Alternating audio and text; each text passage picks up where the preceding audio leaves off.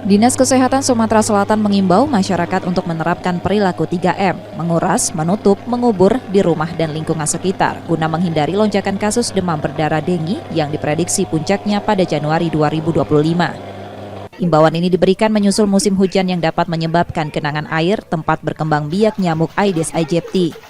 Dinas Kesehatan juga meminta masyarakat yang mengalami gejala DBD seperti demam tinggi, bintik merah, dan mual untuk segera memeriksakan diri ke fasilitas kesehatan guna mencegah angka kematian yang lebih tinggi.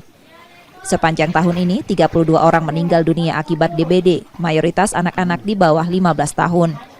Angka ini meningkat dibandingkan tahun sebelumnya yang mencatat 22 kematian. Kota Palembang menjadi wilayah dengan jumlah kematian terbanyak, yakni 14 kasus, diikuti Musi Banyu Asin dan Banyu Asin.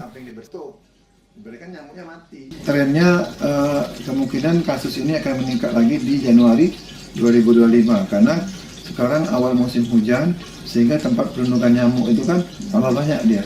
Sehingga begitu musim hujan kondisi lingkungan yang tidak baik, banyak pencemaran, banyak pengenangan air sehingga nyamuk tambah banyak air aegypti itu untuk tempat hidupnya.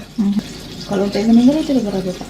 Yang meninggal ada 32 selama periode Januari sampai dengan Oktober 2024 itu yang tertinggi di Kota Palembang.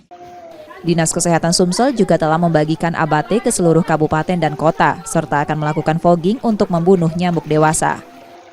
Reski Oktora, Muklas Diferensial, Kompas TV, Palembang, Sumatera Selatan.